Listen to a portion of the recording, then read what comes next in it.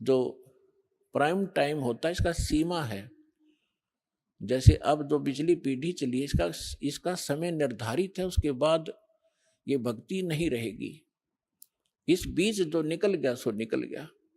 तो वो भक्ति जो युग है उसका समय समाप्त होने को होता है, हो चुका होता है, और उनकी मृत्यु हो जाती है। वो कोई ब्रह्मा जी के लोक में जा रहा होता है, कोई विष्णु जी के लोक में, कोई गणेश जी के यहाँ अपने इन मंत्रों के पुनों के आधार से, भक्ति के आधार से इनको वहां खाता है, बर्बाद करता है। तो वहां वो रोते हैं, तब परमात्मा जाते हैं, उनको वहां से छुड़वा कर लाते हैं। उनको उस समय मनुष्य दोबारा जन्म नहीं देते, उनको अपने पास सटोक में रखते हैं। उनके ऊपर इतना रहम हो जाता है कि अब उनका जन्म आपके घरों में होगा, आपके बेटा बेटी, आपके पोता पोती के रूप में सबके घर वो पुण्यात्माएं आएंगी। उनके संस्कार इतने गजब के होंगे, इतने अच्छे होंगे कि उनको किसी प्रकार का कोई कष्ट नहीं होगा उनके जीवन में। और उनको जन्म से ही मंत्र मिलेंगे, 3 वर्ष के होते ही भक्ति करेंगे, और 8 वर्ष का होते उसको सतनाम मिलेगा, और फिर 12 वर्ष के बाद, 13 वर्ष के बाद अंत ही उसको सतनाम सारनाम प्राप्त होगा। अब के वो मोक्ष प्राप्त कर जाएंगे। आप भी करोगे, क्योंकि ये भक्ति युग प्रारंभ हुआ है। और या तो इसी जन्म में पार हो जाओगे, देखो कोशिश करना कि इसी जन्म में पार हो, फिर तो फिर ही होता है। नेक्स्ट लाइफ का, नेक्स्ट जीवन की सपने में भी इच्छा मत रखना। फिर भी किसी कारण से पैर फिसल जाता है तो वो फिर तुरंत ही मनुष्य जीवन प्राप्त करके तुरंत ही भक्ति पर लग जाता है। अपने आत्माओं, देखो आप भक्ति और इस अध्यात्म मार्ग से परिचित नहीं है। अब जैसे यहाँ कितने दुखी भक्त आते हैं, रोगी आते हैं, सब जगह जवाब मिल जाता है, वो यहाँ लेकर आते हैं। हमारे भक्त उनको समझाते हैं कि चलो आप वहाँ ठीक हो जाओगे। तो वो केवल ठीक होने के उद्देश्य से जो आते हैं, और वो ये सोचते रहते हैं कि हम ठीक हो जाएं, बस इतना ही हमें चाहिए, तो उनको परमात्मा राहत शीघ्र नहीं देगा। आप ये उद्देश्य लेकर आओ, इस ज्ञान को समझाओ। जिसको भी आप लाते हो अच्छी बात है, ज्ञान समझाओ, और ज्ञान समझा कर फिर उनको नाम दिलाओ, फिर परमात्मा तुरंत हाथ पकड़ लेता है।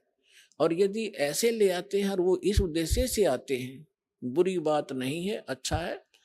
यदि वो व्यक्ति नाम, क्योंकि नाम तो हम देंगे ही देंगे, समाधान तो बाद होगा, जो पहले मंत्र दे देंगे।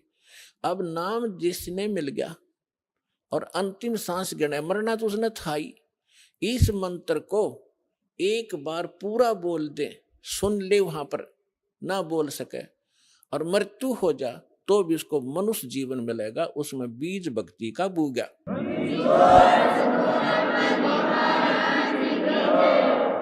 हमने असंग जन्म हो गए, जन्मते मरता ने, धक्के खात्या ने, और अब मनुष्य जीवन प्राप्त होगा तुरंत ही 10वें महीने यहाँ सतलोक आश्रम बरवाला में आ लेगा, और उसका फिर जीवन शुरू हो गया।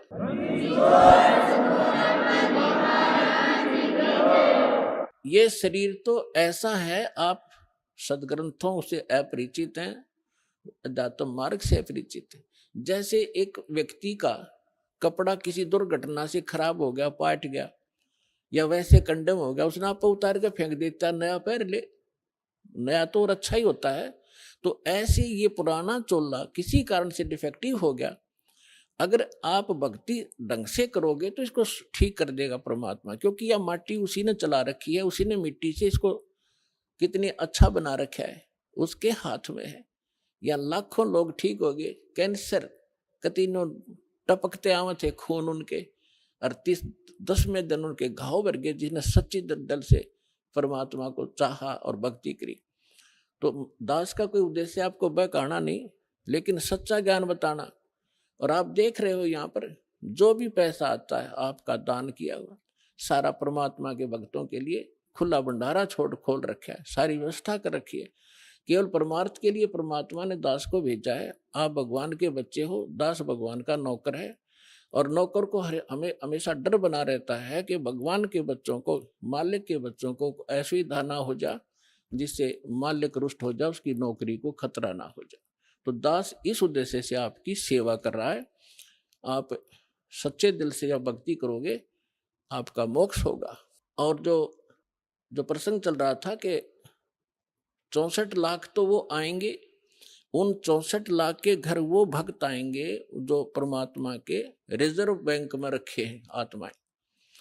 और उसके बाद जो अन्य भी जन्म ले रहे हैं, अरबों प्राणी है मनुष्य जीवन में, तो उनके लिए कैसा होगा कि जैसे एक बार आपको कथा सुना रखी है कई बार दास ने, ये कागभूषण जी एक बहुत बड़े महापुरुष माने जाते हैं, अपने पुराणों में कथा आती है।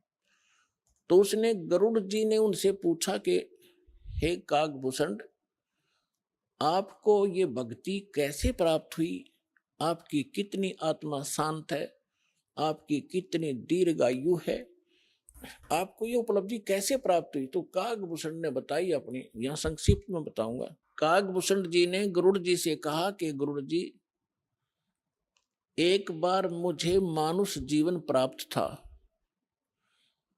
और मेरी 20 वर्ष की आयु थी। उस समय एक भयंकर अकाल गिर गया, दुर्भिक्ष, जिसमें मेरा पूरा परिवार, माता पिता, 2 भाई बहन और थे, वो सभी मृत्यु को प्राप्त हो गए। मैं 20 वर्ष की आयु था, माता पिता वृद्ध थे, भाई बहन छोटी आयु के थे। वो उस भूख को सहन नहीं कर सके। उनकी मृत्यु के उपरांत आसपास के क्षेत्र में भी बुरा हाल था, लाखों लोग मर गए थे। उस क्षेत्र को छोड़कर मैं अवंतिका नगरी में चला गया।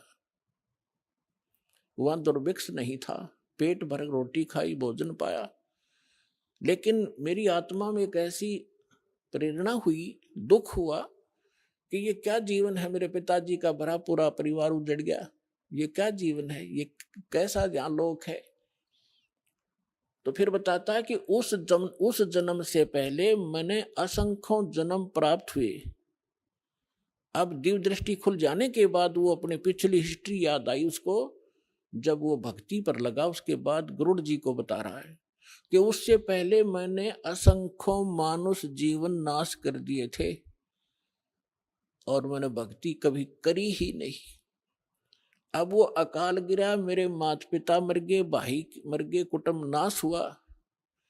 अवंतिका नगरी में एक पंडित जी गुरुद्वारा, उसमें शिव द्वारे में, शिव मंदिर में कथा कर रहा था।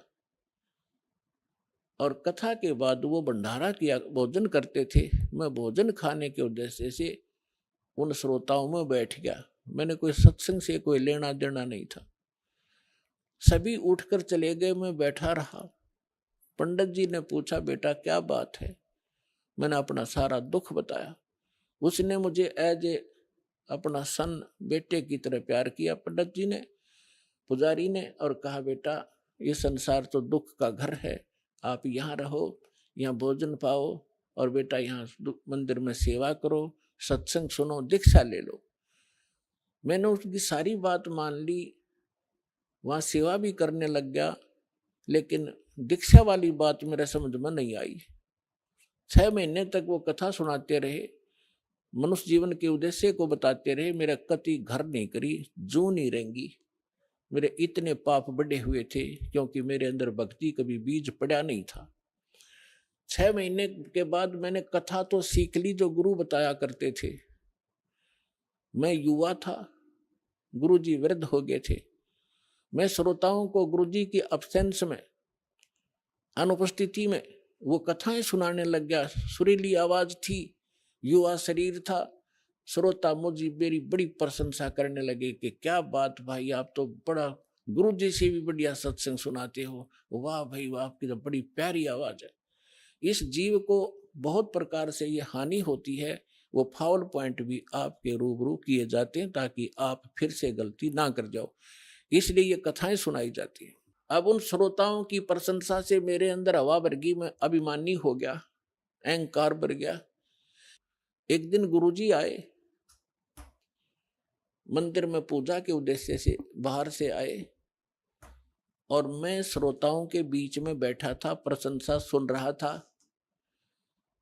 मैंने गुरुजी को बैठे बैठे ही दर्शन कर लिए, प्रणाम भी नहीं करा, बस यूं देख लिया। जबकि गुरुजी को खड़ा होके मैं खड़ा नहीं हुआ।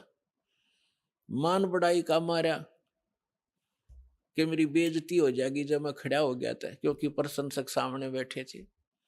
अब गुरुजी को कोई ध्यान नहीं था, उसको तो कोई मतलब लेना देना ही नहीं होता। नियम बता दिए, जो पालन करेगा सफल होगा, जो तोड़ेगा खंडित करेगा वो दंडित होगा। गुरुजी जाकर मंदिर में अपनी पूजा अर्चना करने लग गए। आकाशवाणी हुई उस मंदिर में, और भगवान शिव के पुजारी थे वो पंडित जी। आकाशवाणी हुई, भगवान शिव ने कहा कि रे धुरत, तेरे को 1 लाख वर्ष के लिए नरक में डालूंगा। ये आकाशवाणी सुन ली गुरुजी ने। अपने आत्मा परमात्मा के कबीर साहब कहते हैं, बहुत प्यारा बालक माँ का। गुरु पिता को अपना बेटा या बेटी बहुत प्यारी होती है, लेकिन माँ को पिता से भी कई गुना और प्रेम बच्चों में होता है, स्वाभाविक है। और कहते हैं गुरु जी को उससे भी 100 गुना होता, माँ से भी ज्यादा 100 गुना प्यारे होते अपने शिष्य। उनके भविष्य के बारे में वो इतना चिंतित रहता है। कहते हैं बहुत प्यारा बालक माँ का, उनसे बढ़कर शिष्य गुरुओं का। तो यहाँ गुरुजी ने जब सुना कि कागभूषण को, उसका नाम कुछ अन्य था, कि भगवान शिव कैसे नाराज हो गए इस बालक पर, क्या गलती की। वो एकदम छोड़कर पूजा को आया कि बेटा क्या गलती की तूने, अक्षमा याचना कर। अरे बालक, दर शिव का ध्याना, ताते बख्शे तेरे प्राणा। तो उसने पूछा, तो गुरुजी ने प्रार्थना की, हे भगवान शंकर, हे महाराज, क्या गलती होगी आपके बच्चे से, माफ करो, बालक है, माफ करो, बालक है। तब आकाशवाणी हुई कि इस धूर्त ने मेरे भक्त की इंसल्ट की है। जब ये गुरु के साथ ऐसा व्यवहार कर सकता है तो मेरे साथ कैसा करेगा। पुण्यात्मा, परमेश्वर कबीर जी भी कहते हैं कि गुरु गोविंद कर जानियो, रहियो शब्द समाए, मिले जब दंडवत बंदगी, नहीं तो पल पल ध्यान लगावे। गुरु मानुष कर जानते ते नर कहिए अंध, हुए दुखी संसार में फिर आ गए यम के फंद। तो शंकर भगवान ने कहा कि इस धुर्त ने जब ये गुरु की बेइज्जती कर सकता है तो मेरे लोक में आकर ना जाने क्यों धुमसता रहेगा। ऐसे धुर्त की मुझे आवश्यकता नहीं है, इसको नरक में ठोकूंगा 1 लाख वर्ष के लिए।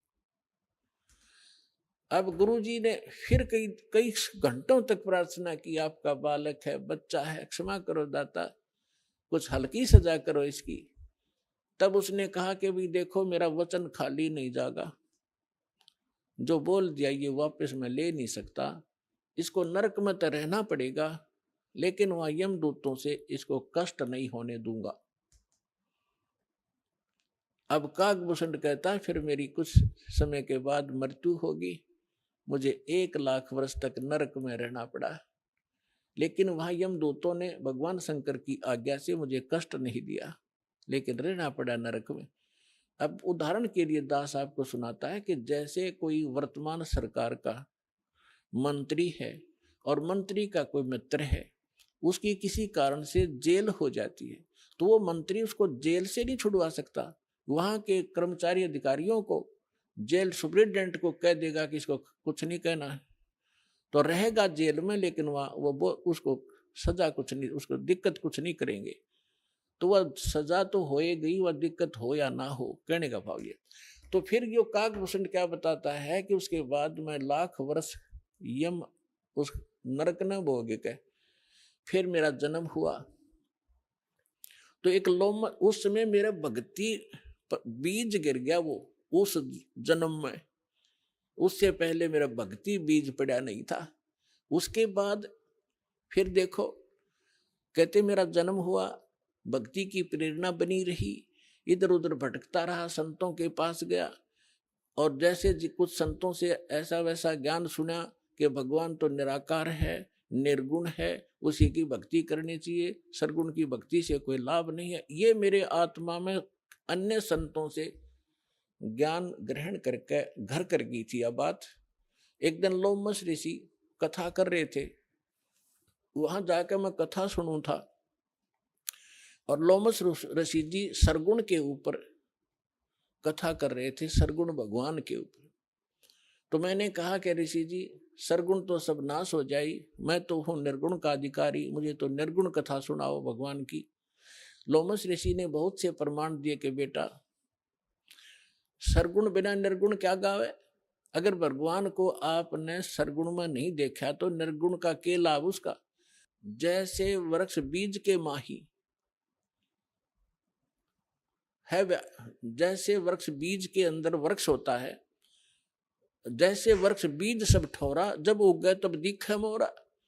एक आम का गुठली है और वह गुठली के अंदर वो आम निर्गुण रूप में है, निराकार समझो, जैसे तुम निराकार कहते हो। तो उस निराकार का क्या करेगा, आम का तो ये बता देंगे इस गुठली में आम है, पेड़ है, पूरा पूरा वृक्ष है इसके अंदर, तो इसके बताने से तुझे क्या लाभ हुआ। अब उस बीज को बीजा जावे गुठली को, फिर वो पौधा बने, फिर वो पेड़ बने, और फिर वो आम लगे। तो सरगुण बिना निर्गुण किए गावे। तो भगवान का लाभ जो है सरगुण से ही होगा, निर्गुण के गीत गान तो नहीं होगा। अब कहने लगे मेरे ये उदाहरण बहुत से उन्होंने दिए पर मेरी बुद्धि में ग्रहण नहीं हुए। मैं उनके साथ ऊट पटांग अभद्र तरीके से प्रश्नोत्तरी करता रहा, यानी मजाक तौर पे। लोमस ऋषि ने मुझे श्राप दे दिया कि तेरा चंडाल के घर, तू तो चंडाल के घर जन्म होना चाहिए, तेरे जैसे दुष्ट कार्य चंडाल, जा चंडाल बन। अब मुझे इतना एहसास हुआ कि मेरे से गलती हुई, मैंने क्रोध नहीं माना, और मैं जो भी उन्होंने मुझे फटकारा डांटा, मैं ऐसे मायूस होकर देखता रहा। फिर मैंने हाथ जोड़कर चरण पकड़ के प्रार्थना की, हे ऋषि जी, इस दास को जन्म तो कहीं दे देना, पर एक आशीर्वाद दे दो, मुझसे गलती तो बन ही गई, कि मेरे भक्ति की भूल ना पड़े।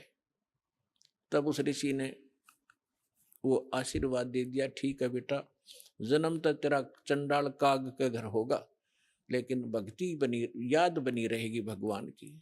तो फिर उसने बताया कि मेरा कागभूषण रूप से एक काग चंड नाम का काग था, देवता, और ब्रह्मा जी की पत्नी अपनी हंसनी को लेकर जो ऋतु पर आई थी, उसको गर्भवती कराना था, कागचंड के यहाँ लेगी।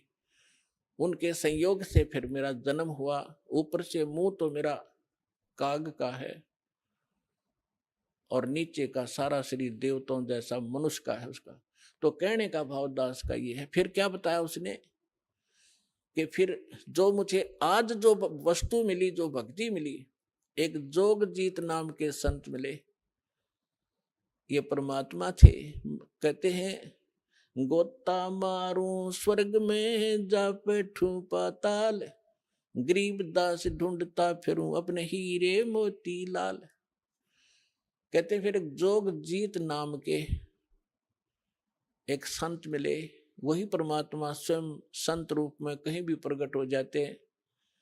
तो उन्होंने मुझे वो ज्ञान सुनाया, गुरु जी मैंने कभी सुना नहीं था, लेकिन प्रारंभ में जब मैंने ज्ञान सुना, मेरे मन में बड़ा जो है दुख हो रहा था कि ये विष्णु जी और ब्रह्मा जी और शिव जी से ऊपर कोई शक्ति बता रहा है। लेकिन मुझे वो डर था कि संत के साथ बेअदबी नहीं करनी चाहिए, क्योंकि मैं पहले भुगत भोगी था। लोमस ऋषि के साथ मैंने उठपटांग प्रश्नोत्तरी करके मैं बड़ा दुख पाया था। मैं उनसे विवाद नहीं किया, लेकिन नम्रता से प्रश्न करता रहा, मन में फिर करता रहा। अंत में ऐसा समझ में आया भूषण जी, गुरु जी, आज मैं जो जिस अतिथि में आज मैं हूं, और जो ज्ञान मुझे प्राप्त है और जो भक्ति मुझे प्राप्त है, शायद किसी को होगी। तो कहने का भाव ये है कि उसमें भक्ति बीज पड़ा कितनी कठिनता से, कि 6 महीने तक ज्ञान सुनता रहा, नाम लेने की नहीं सोची। इतना इतना अंदर हमारे जो पाप कर्म घर कर चुके होते हैं, जो जिन्होंने किसी जन्म में भक्ति ना की हो, और फिर भक्ति की शुरुआत हुई और परमात्मा ने उस आत्मा को अपनी शरण में लेने के लिए सारी क्रिया की। लोमश ऋषि से पहले उसको इतना डरवा दिया, यदि उस समय लोमश ऋषि काकभूषण को वो श्राप नहीं देता, वो डर उसके दिल में ना होता, तो परमात्मा का ज्ञान तो पुण्यात्माओं वो कभी नहीं सुन सकता था।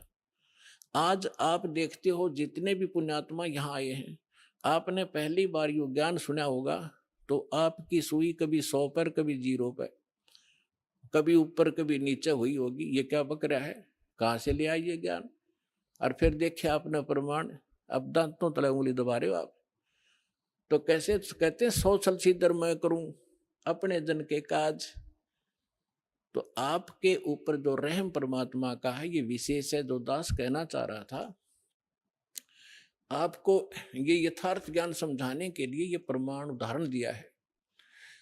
आप जी पुण्यकर्मी प्राणी हैं, पूर्व जन्म के मनुष्य थे, आपके अंदर भक्ति की आस्था विद्यमान थी, आपने शीघ्र ग्रहण कर लिया। और जो आपके घरों में अब संतान आएंगी वो भगवान के कोटे से आएंगी, बहुत अच्छी होंगी, उनकी तो आपने भविष्य की चिंता करने की जरूरत नहीं रहेगी। और जो अन्य प्राणी हैं वर्तमान के अंदर हैं, वो जो ऐसे हैं जो पूर्व जन्म के भक्त मनुष्य थे वो शीघ्र आ जाएंगे, और जो काकभूषण जैसे होंगे उनका भी तरीका अपनाया परमात्मा ने। क्या होगा, एक घर में तीनों ने दीक्षा ले ली, एक नहीं लेता, ठीक है, तो वो काकभूषण की श्रेणी का है। अब उसके लिए मालिक ने क्या दया करी है, घर में आरती चलेगी, कोई मंत्र करे इधर बैठ के, कोई कर रहा है इधर बैठ के, सत्संग चलेगा, ना चाहते हुए कभी देखा जरूर गा, सुनेगा, है बैठ के वैसे बैठा लेंगे, बैठता जा तू नाम मत लिए तो सुनेगा। तो कभी ना कभी उसके भी काकभूषण की तरह इच्छा बनेगी, उसके पाप नरमावेंगे, क्योंकि भगवान की कुछ ऐसे संस्कार होते हैं, ऐसे पाप होते हैं जो ज्ञान यज्ञ से ही समाप्त होते हैं। अब कुछ ऐसे पाप होते हैं जो प्रणाम यज्ञ से समाप्त होते हैं। जैसे कपड़ा मैला हो गया, सिंपली कोई धूल मिट्टी लगी है झड़का दिया, निर्मल हुआ। थोड़ी बहुत और मैल लगा है तो वैसे पानी में से निकाल दिया तो भी ठीक हो गया। और भी ज्यादा मैला है तो साबुन प्रयोग करना पड़ता है, और भी ज्यादा कहीं कोई दाग लगा है तो ड्राई क्लीन करानी पड़ती है, तो वो तब निर्मल होता है। हमारे युगों युगों के अंतःकरण के अंदर बड़े धब्बे लगे हुए हैं, अंतःकरण में हमारे पाप जमा है, तो उन पापों के नाश के लिए ये सब प्रक्रिया आपकी यहाँ कराई जाती है। 5 यज्ञ कराई जाती हैं आपसे। एक यज्ञ है धर्म की, कुछ ऐसे पाप होते हैं जो धर्म करने से ही अक्षीण हुआ करते हैं। एक यज्ञ है धर्म की, दूसरी यज्ञ है ध्यान, परमात्मा का चिंतन, मीन ध्यान, उसकी कसक बने, उसकी एक न्यारी आपको याद बनी रहे, उसको ध्यान कहते हैं। और तीसरी यज्ञ है हवन की, यहाँ पर एक ज्योति यज्ञ किया जाता है, ज्योति हवन किया जाता है, कराया जाता है। तीसरी यज्ञ हवन की, चौथी यज्ञ प्रणाम, दंडोत प्रणाम कराया जाता है, जिससे अहंकार नाश होता है और कुछ पाप इस प्रणाम यज्ञ से ही नाश होते। और 5वीं यज्ञ है ज्ञान की। इस ज्ञान के सुनने से, कथाओं के सुनने से भी आपके बहुत से पाप अक्षीण होते हैं। अब जिस व्यक्ति को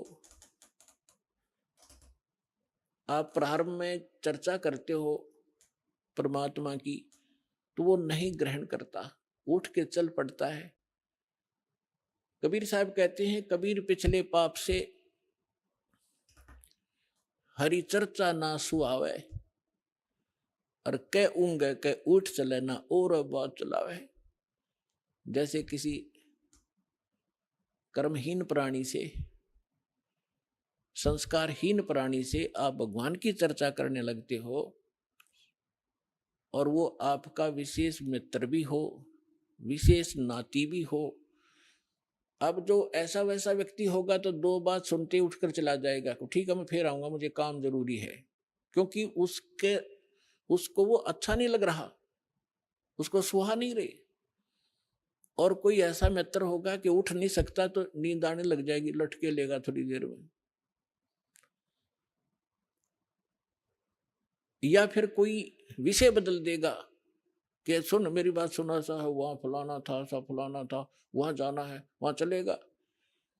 वो सुन ही नहीं सकता, क्योंकि उसको वो अच्छा नहीं लग रहा। तुलसीदास जी कहते हैं, तुलसी पिछले पाप से हरि चर्चा ना भावे। भाव माने अच्छी नहीं लगे। जैसे कहते हैं मैंने, मुझे रोटी नहीं भाती, मुझे नहीं अच्छी लगती। तुलसी पिछले पाप से हरि चर्चा ना भावे, और जैसे जवर के वेग से भूख विदा हो जा। अब जिस व्यक्ति को बुखार हो गया हो, जवर हो जा, मलेरिया, तो उसको न कोई भी पदार्थ है वो कड़वा नजर लगता है, महसूस होता है। जैसे रोटी खाएगा, एक टूक एक ग्रास नहीं खा सकता, वो कड़वा लगता है, थूकने को दिल करता है। ना काजू खा सकता, ना किशमिश खा सकता। मनुखा दाग को भी कड़वी बताता है। अपने आत्माओं ना मनुखा दाग कड़वी है, ना वो भोजन कड़वा है, ना खीर कड़वी है। कड़वा क्या है कि उसके बुखार ने, जवर ने, टेम्परेचर ने उसके शरीर की व्यवस्था इतनी बिगाड़ दी कि उसको मीठी वस्तु भी कड़वी लग रही है। अब उसका ट्रीटमेंट क्या है, उसका विकल्प क्या है कि उस मलेरिया बुखार को नरम करना पड़ेगा। बुखार उतरे बिना वस्तु स्वादिष्ट लगे नहीं। अब रोटी कड़वी लग रही है, मनुखा दाख कड़वी लग रही है, तो उसका ट्रीटमेंट क्या है? कड़वी गोली ही खानी पड़ेगी कुनीन की, और ना चाहते भी खानी पड़ेगी। और उनके खाने से फिर वो जबर ठीक होगा। जब जबर उतर जाएगा, और फिर देखना सूखी रोटी सब्जी छोड़ भूख लगेगी। जब घर वाले कहें सब्जी बना दो ना, रोटी दे फटाफट, सब्जी तो फिर देखूंगा। और पहले सब कुछ आगे रख देते थे तो भी खाने को दिल नहीं करता था। ठीक इसी प्रकार जो प्रथम बार जिसके ऊपर परमात्मा रजा बख्शते हैं किसी भी कारण से, किसी की माध्यम से सत्संग सुनाने की, तो वो ऐसा व्यक्ति जिसके पिछले पाप कर्म घने बढ़े हुए हैं, तो उसकी आत्मा के अंदर उस जबर के कारण उस मीठी वस्तु परमात्मा की चर्चा ग्रहण करने का वो व्यवस्था नहीं है, वो खराब हो चुकी है। तो उसके लिए क्या तरीका है कि ना अच्छी लगे तो भी सत्संग में बैठा रहे और सुनता ही रहे, जैसे कैसे भी सुनता रहे, चाहे अच्छी लगो या ना लगो। तो उस परमात्मा के वचन में, परमात्मा की वाणी में इतनी शक्ति है कि वो ना सुने, चाहे वहां वैसे बैठा रहे, और चाहे वो सो भी जा, जहां आरती चल रही हो, बाल जैसे कोई लेट गया, नींद आ गई, चलो लेट जा, सत्संग चल रहा है तो बैठ गया, बैठा रहे, चाहे कुछ भी सोचता रहे, ना सुने, चाहे दूसरे कमरे में बैठ जाए लेकिन कानों में ये सुनती हो, तो वहां भी असर करेगी ये वाणी। उसके शरीर के पाप को, अंतःकरण के वो पाप कट जाएंगे जो ज्ञान यज्ञ से कटने होते हैं। अब जैसे एक पहले क्या होता था, सभी उपचार आध्यात्मिक तरीके से होते थे। वो भक्ति तो उनके पास थी नहीं, साधु संतों के पास। जनता में खाना रोटी प्राप्त करने के लिए वो क्या करते थे, कोई जंतर मंत्र सिद्ध कर लेते थे। कोई तो सर्प का जहर उतारने का मंत्र सिद्ध कर लिया, किसी ने बिच्छू आदि का जो जहर विष उतारने का मंत्र सिद्ध कर लिया, किसी ने कोई जाड़ जोड़ झाड़न का मंत्र सिद्ध कर लिया। ये कोई मोक्ष मार्ग तो नहीं था उनके पास, पर ऐसे सिद्धि कर लेते थे।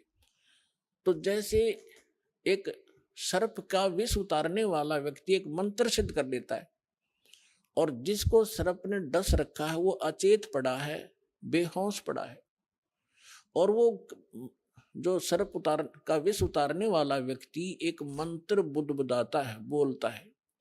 वो अचेत व्यक्ति ना उसको सुन पा रहा है ना समझ पा रहा है, और तो भी वो अपना काम कर रहा है, उसके विष को उतार देता है।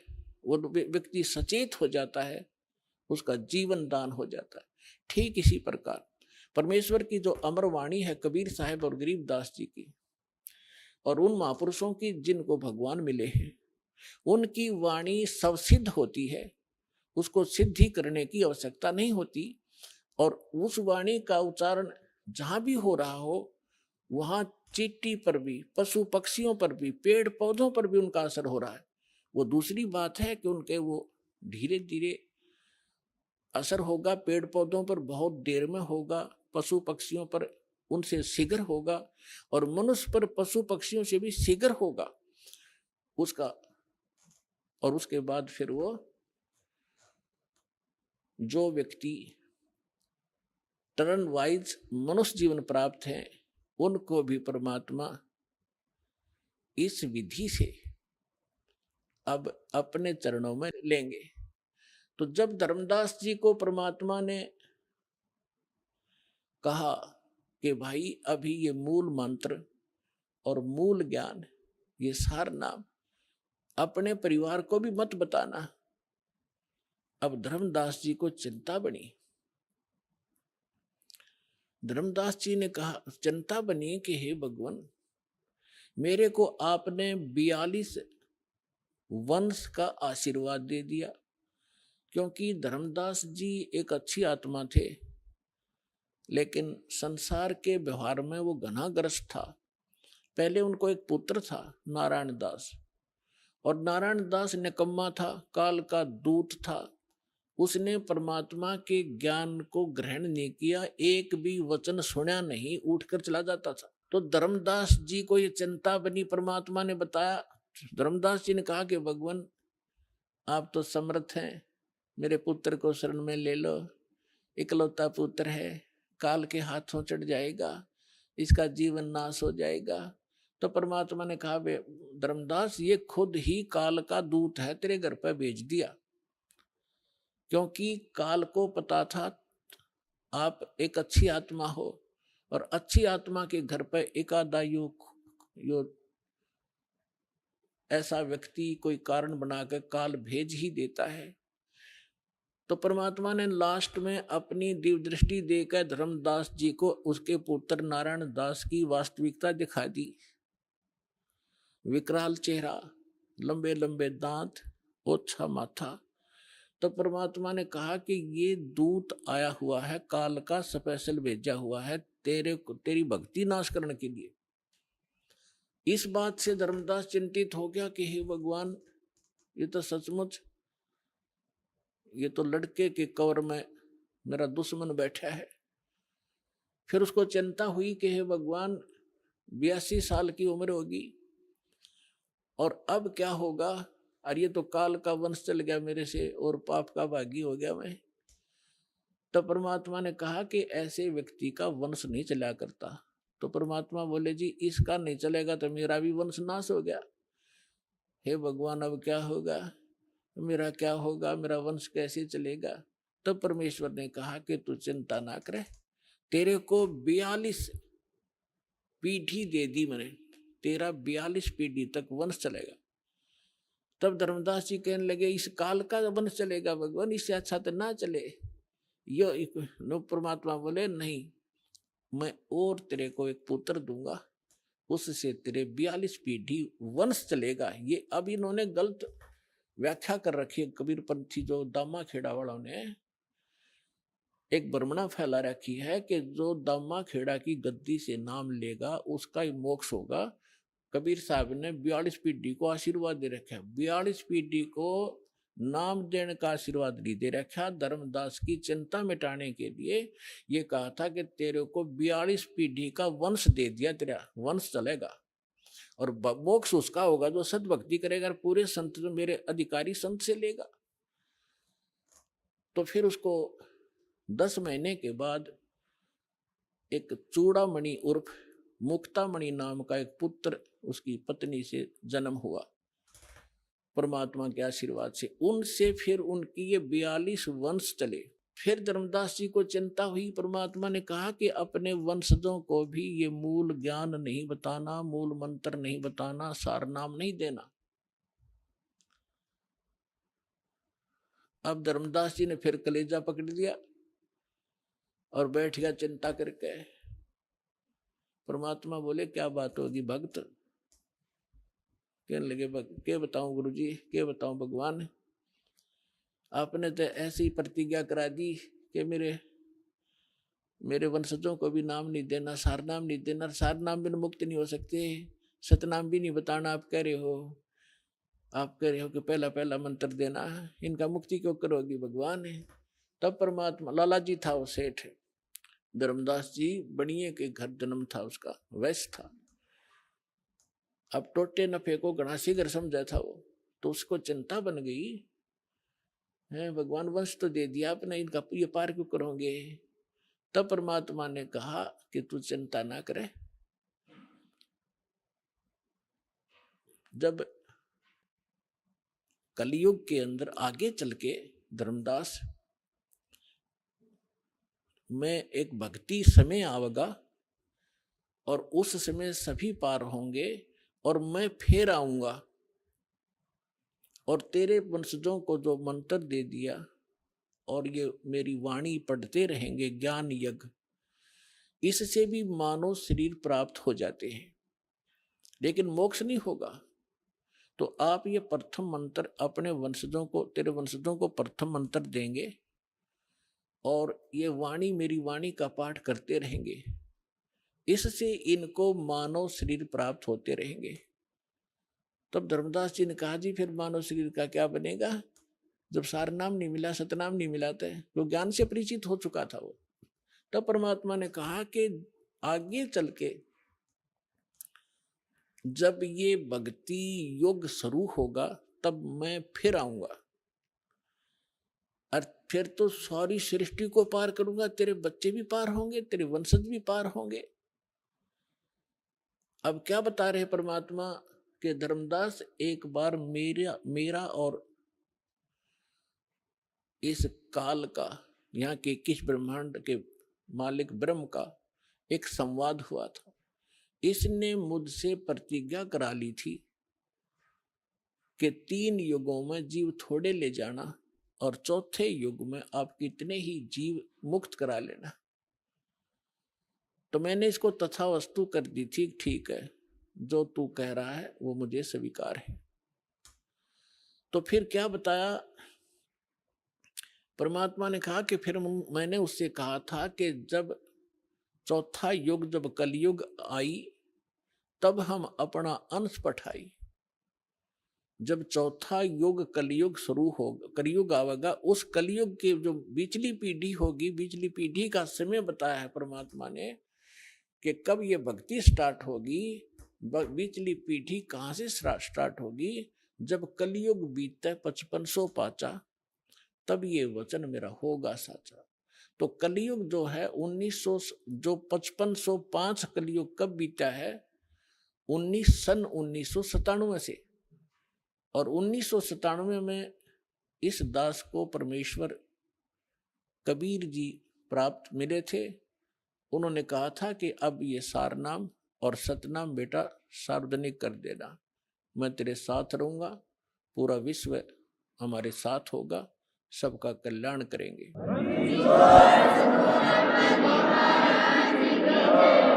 तो परमात्मा ने धर्मदास जी से कहा था कि धर्मदास के काल से मेरी वार्ता हुई थी, तब मैंने काल से कहा था कि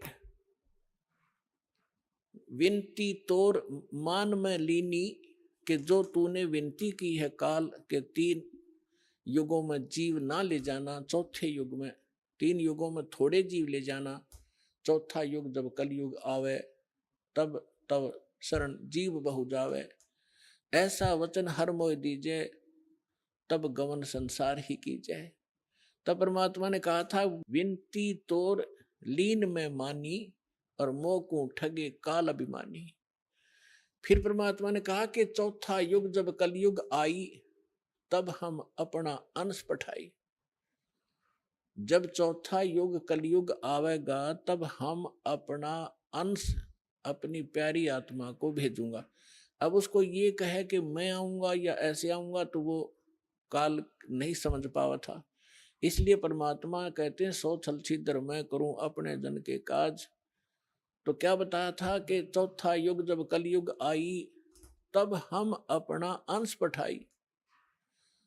काल फंद छूटे नरलोई, काल का फंद, काल का बंधन छूटे नरलोई, सब नर नारियों का ये बंधन छूटेगा और सकल सृष्टि परवानिक होई। पूरा विश्व मंत्र लेगा, परवानिक माने दीक्षित होगा।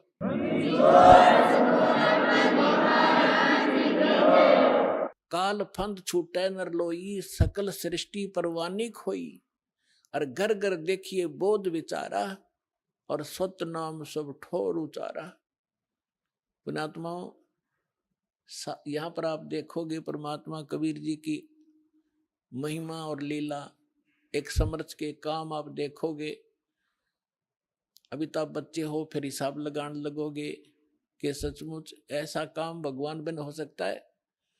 आपने गांव में, नगर में, शहर में आज तक कभी कोई पुस्तक बेचने वाला देखा था? परमात्मा के बच्चों के अतिरिक्त कोई प्याज बेच दे, कोई हरी मिर्च बेचता देखा होगा, कोई टिंडे बेचनिया भी मिल रहा होगा, पुस्तक बेचनिया नहीं मिल रहा। बेचना नहीं है, ये तो वैसे एक परमार्थ के रूप में सेवा कर रहे हैं, बेचते नहीं है। इस पुस्तक की कीमत नहीं बता सकते, लेकिन गांव गांव में ये भेज रहे हैं। तो परमात्मा का आदेश है ये, और लेने वालों की कमी नहीं। परमात्मा के बच्चों को प्रेरणा भी परमात्मा ही करता है कि देखेंगे पढ़कर इसमें क्या लिखा है। एक बार पढ़ ली तो फिर उसमें तो सब कुछ लिखा है।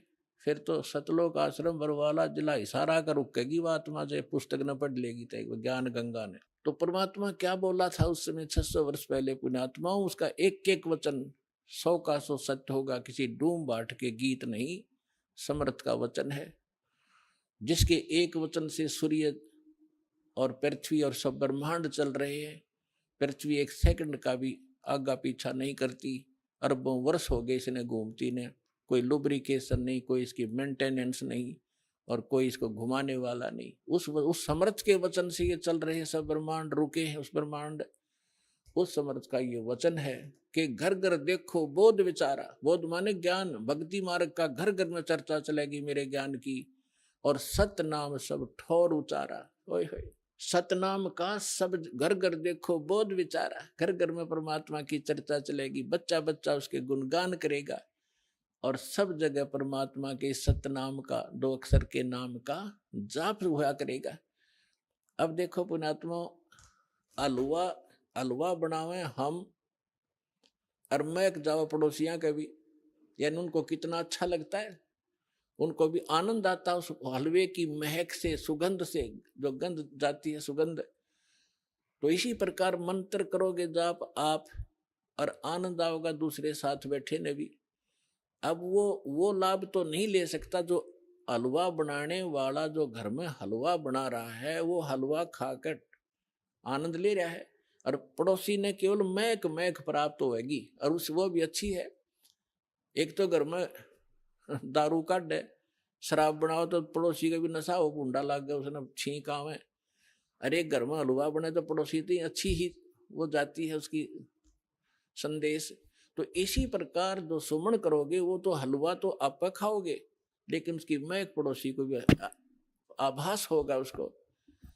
तो इस प्रकार इस परमात्मा का मंत्र घर घर में चलेगा।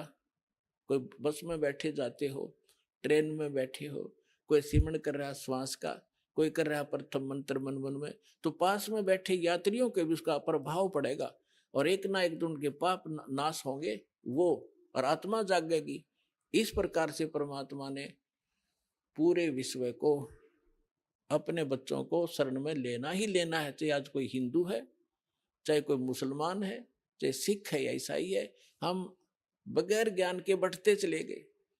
अब हमें पता चलेगा आज मृत्यु होगी, हम हिंदू हैं, कल मृत्यु हो जाए। हम अमेरिका में पैदा हो गए, ईसाई का झंडा उठा लिया है, और फिर मृत्यु हो गई, हम मुसलमान का, फिर मुसलमान का झंडा उठा लिया।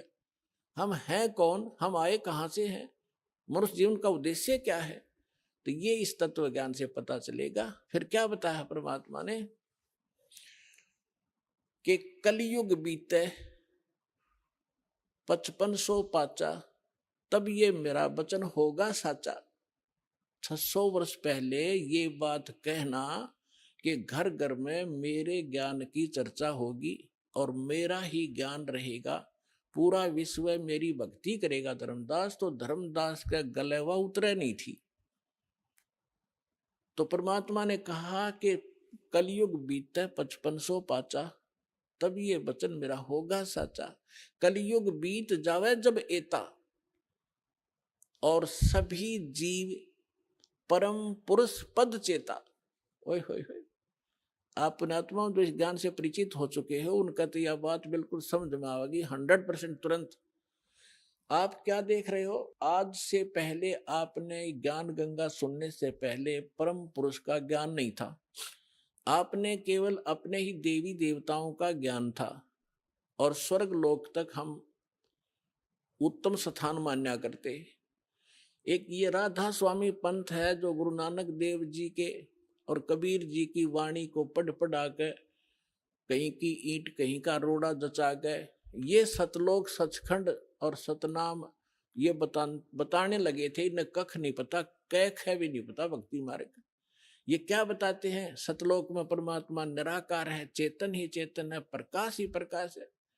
और फिर सतलोक का कैसा है, सतनाम क्या है, सार नाम क्या है, सार शब्द क्या है, सतलोक क्या है, सतपुरुष क्या है, इनके परम धनी के वचन है शिवदयाल जी के, जिससे युवराधा स्वामी धन धन सतगुरु सच्चा सौदा धनो दादा जय गुरुदेव निरंकारी परंकारी जितने पंथ हैं ये उसी से निकले हैं, उसी के आधार से।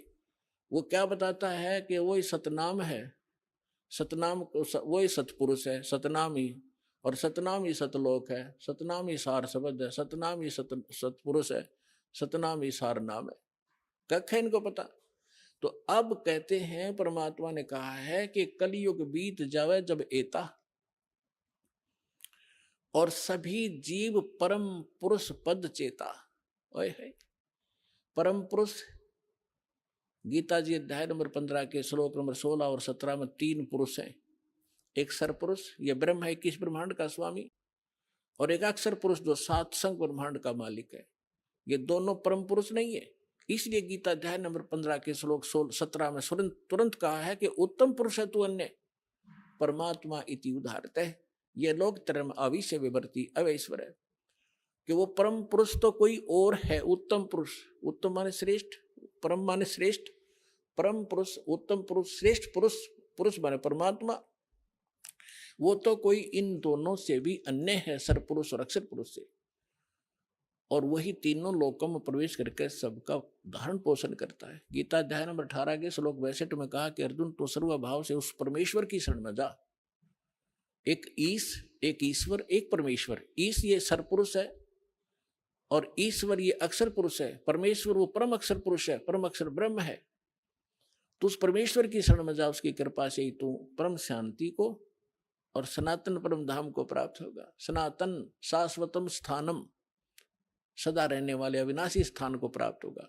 गीता अध्याय नंबर 15 के श्लोक नंबर 4 में कहा कि तत्वदर्शी संत की प्राप्ति के उपरांत उस तत्व ज्ञान रूपी शस्त्र से अज्ञान रूपी अंधकार को काटकर उसके पश्चात परमेश्वर के उस परम पद की खोज करनी चाहिए, जहां जाने के बाद साधक फिर लौटकर संसार में कभी नहीं आते।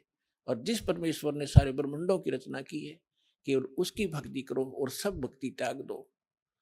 तो उस परम पद को खोजना चाहिए, परमेश्वर के उस परम पद को खोजना चाहिए। तो यहां परमात्मा वही बात कह रहे हैं कि कलयुग बीत जावे जब एता, और सब जीव परम पुरुष पद चेता, उस परम पुरुष के उस परम पद की के सभी परिचित हो जाएंगे, उसके सभी ज्ञाता हो जाएंगे कि कोई सतलोक है जहां परमात्मा रहता है। वहां जाने से हमारे को सब सुख मिलेंगे, जन्म और मृत्यु का ये झंझट मिटेगा। अब यहाँ तो आमा संग जन्म हो गए भटकत्या ने, मरते और जन्मत्या ने। सारा जीवन संपत्ति जोड़ने में लगे रहते हैं, 1 मिनट में मृत्यु हो जाती है, वो जोड़ा जाड़ा यहीं रह जाता, आप गधा बनकर कुम्हार के घर खड़ा होता है। ये कोई सांग है, कोई जीवन है? क्या लक्ष्य लेकर जी रहे थे हम? तो यहां पता चलेगा कि सब जीव परम पुरुष पद चेता, उसके परिचित होंगे, उसके ज्ञाता होंगे कि सचमुच वहां जाने से पीछा छूटेगा। जैसे आपकी मृत्यु हुई, फिर जन्म हुआ, परिवार बन गया, कैसा अच्छा लग रहा है, बहुत अच्छा। और 1 मिनट का भरोसा नहीं, क्या बिजली गिर जाए पूरा परिवार नाश हो जाए, किन कारणों से? तो परमात्मा ने कहा कि यहां से तो आपने जाना ही पड़ेगा, जाना पड़ेगा, लेकिन ऐसी भक्ति करो, ये भक्ति, और यहां से पुनर्जन्म की इच्छा मिटाओ। जहां आशा ता बासा होई, मन कर्म वचन सुमरियो सोई। अब भक्ति करो जब तक यहां हो अपना यहाँ की, क्योंकि हम यहाँ रह रहे हैं तो हमारा ये कर्तव्य कर्म यहाँ भी करने पड़ेंगे। लेकिन अब जो काम आप जिस उद्देश्य से करते थे, माया संचन करने के लिए, कोठी गार्डन खातर, या थोड़ी सी स्पीड कम कर दो। और किस लिए कर रहे हो? बच्चों का ब्याह करना पड़ेगा, लड़की होगी 2, कैसे ब्याह होंगे, दहेज देना पड़ेगा। नहीं, कुछ ही दिनों में ये सभी समाप्त करेंगे। कोई दहेज ना लेगा ना देगा, लेगा ही नहीं कोई। उसको पता चलेगा क्यों ऋणी बना मैं, आज मैं पैसा ले रहा हूं, कल मैं इसका गधा बनकर पूरा करूंगा, बैल बनकर करना पड़ेगा, कोई भैंस गाय बनकर इसके घर बंधना पड़ेगा, क्यों सिर में दर्द करा। तो पुण्यात्माओं, जब तक ये ज्ञान नहीं था, हम एक दूसरे से ऐसे जुड़ते चले गए, संस्कार बढ़ा लिए हमने। अब सतलोक चलने के लिए हमने इन संस्कारों को सीमित करना पड़ेगा, ताकि फिर से टांग उलझी ना रह जाए, को पल्ला हमारा कहीं कांटे में फंस ना जा और हम यहीं रह जाए। तो इसलिए, और मकान बनाओ, ठीक है, आपको जैसा परमात्मा ने पूर्व संस्कार से दिया है, मकान बनाओ, कोई घना लोग दिखावा ना करना चाहिए इसमें। टाइम पास करने के लिए चाहे एक झोपड़ी दे भगवान, और चाहे किसाई मकान दे, अपनी भक्ति करना उद्देश्य समझो। प्राकृतिक आपदाओं से बचने के लिए मकान की आवश्यकता है, ये शेड डाल रखा है, पर्याप्त है। ओले नहीं पड़े सिर पर, नहीं ना, जैसे हम भक्ति कर रहे हैं, खाना बना रहे हैं, तो उससे बचाव करना, ताकि हम भक्ति निर्बाध कर सकें। इसलिए मकान की आवश्यकता, प्राकृतिक आपदाएं हमें सीधा अटैक ना करें और हम भक्ति कर सके, इसलिए ये मकान और झूपड़ियों की आवश्यकता है। नान्य था चढ़, यहाँ पर सोने का महल बना ले, एक आने का नहीं, वो व्यर्थ है। तो परमात्मा कहते हैं, राम रटत दारिद्र भला और टूटी घर की छान। वो सुंदर महल किस काम के जहां भक्ति नहीं भगवान। राम रटत दारिद्र भला, दारिद्र माने बिल्कुल निर्धन, राम रटत निर्धन भला। और जिसकी छान भी चाहे थोड़ी बहुत कमजोर हो, टूट गई हो, थोड़ी फिर डालेगा, ठीक कर लेगा फूस ला करके। और वो कंचन महल किस काम के, सुंदर महल किस काम के, जहां भक्ति नहीं भगवान। तो इसलिए आप जी को ये परमात्मा का ज्ञान दिया जाता है, ताकि आपका उद्देश्य, लक्ष्य जीवन का एकदम बदले, चेंज हो, और आपके प्रबल इच्छा हो कि हम सतलोक जाएंगे। और वहां अब इच्छा कैसे कब बनेगी? जब आपको दृढ़ विश्वास हो जाएगा कि सचमुच कोई ऐसा लोक है, और वहां जो सुविधा बताई जाती है, आपकी ऐसी ही सृष्टि होगी, ऐसा ही घर होगा, परिवार होगा। अब जो बच्चे आपके हैं और आपके संस्कार से जुड़े हैं और भक्ति कर रहे हैं, कोशिश करो, अगर आपको इनसे प्रेम है, इनमें लगाओ। ये तो ममता ऑटोमेटिक है, ये हैं भगवान के बच्चे, आपके नहीं है। लेकिन यहाँ संस्कार वश हमारे ये बने हैं, हमारे नियमित किए गए हैं, तो हमारा कर्तव्य बनता है इनको भगवान की भक्ति पर जरूर लावे। इनको भगवान की भक्ति पर लगाओगे, सच्ची भक्ति पर, तो फिर जब आप यहाँ से शरीर छोड़कर जाओगे वहां, फिर ये भी शरीर छोड़कर आएंगे वहीं, तो वहां भी आपका ऐसे ही एक परिवार बनेगा जैसा यहां बन गया। अब देखो पुण्यात्माओं, यहां सारे दुख हैं। गर्मी में गर्मी सतावे, सर्दी में सर्दी, और फ्लड आ जा तो घरों में भी पानी घुस जा, और भी ना जाने कितने कष्ट शरीर में हमारा लगे रहते हैं। कोढ़ हो गया, कैंसर हो गया, अंधा हो गया, आंख फूट गई। लेकिन हम इतने ढीठ हैं, यदि हमारी मृत्यु ना हो तो इन दुखा ने भी कोई नहीं गिना। हमने मृत्यु मृत्यु का दुख मान रखा है, और यह मृत्यु कंपलसरी, यहाँ पर सारे दुख दे के भी मृत्यु होगी। अगर हमारी मृत्यु ना हो यहाँ, और परिवार हमारा देख कितना प्यारा लगता है, क्या हम मरना चाहते हैं? नहीं, कोई नहीं चाहता। लेकिन यह मृत्यु डेफिनेट होगी, और आप भी मरोगे, और ये जो बच्चे जिनको आप अपने मान रहे हो, ये विसरित ना जाने आपके सामने चले जाएं। तो इससे मन हटाओ, आप वहां जाओगे सतलोक में। आपका शरीर ऐसा होगा, कभी वृद्ध नहीं होगे, जरा नहीं होगा, जरा माने वृद्धावस्था, और मृत्यु नहीं होगी, सदा युवा शरीर रहेगा। और वहां आपके जो है ना घर, बड़े बड़े बड़े महल जो आप खाली छोड़कर आए हो, वहां आपके खाली पड़े हैं। आप गलती से इस काल के साथ लगकर यहाँ आ गए। जिन्होंने ये सृष्टि रचना सुन रखी होगी उनको ये बातें आसानी से समझ में आ रही होंगी, लेकिन जिन्होंने सृष्टि रचना नहीं सुनी होगी फिर धीरे धीरे कभी सुनाएंगे। आज वो ये सुने, क्योंकि सत्संग स्थल एक ऐसा स्थान है जिसमें प्रथम कक्षा के बच्चे भी आते हैं, और दूसरी कक्षा के भी, और बीए के भी यहीं बैठते हैं, और पीएचडी वाले भी बच्चे यहीं विद्यमान हैं। एक ही सत्संग में, एक ही प्रवचन से उन सबको उसी सत्र का ज्ञान देना पड़ता है। तो ये जो जिस सत्र के बच्चों के सत्र का ज्ञान है ये दास दे रहा है, वो उसको समझ में आ रहा है। तो ऐसे ये प्रत्येक सत्संग में, प्रत्येक प्रवचन में हर तरह का ज्ञान दिया जाता है। प्रथम वाले बच्चे भी समझे, और द्वितीय वाले भी, और जो पुराने भक्त हैं उनके लिए भी बताया जाता है कि सृष्टि रचना में आपने बहुत बार सुना है कि आपके वहां मकान खाली है, और आप गलती करके इस काल के साथ आगे, इसलिए आप यहाँ पर हैंड टू माउथ हो गए, और वहां सारी चीज भरी पड़ी है, किसी चीज का भाव नहीं, कोई टेंशन नहीं, और वहां विकार नहीं जीव में गंदे। ऐसा सिंपल स्वभाव देवताओं से भी, यहाँ के देवताओं में विकार है, लेकिन वहां के हंस, वो हंस कहे जाते हैं। हंस किसे कहते हैं? एक पक्षी होता हंस, एक बुगला होता उसी की हम शकल। लेकिन उनका पता कब चलता है? जब दोनों सरोवर के ऊपर हों।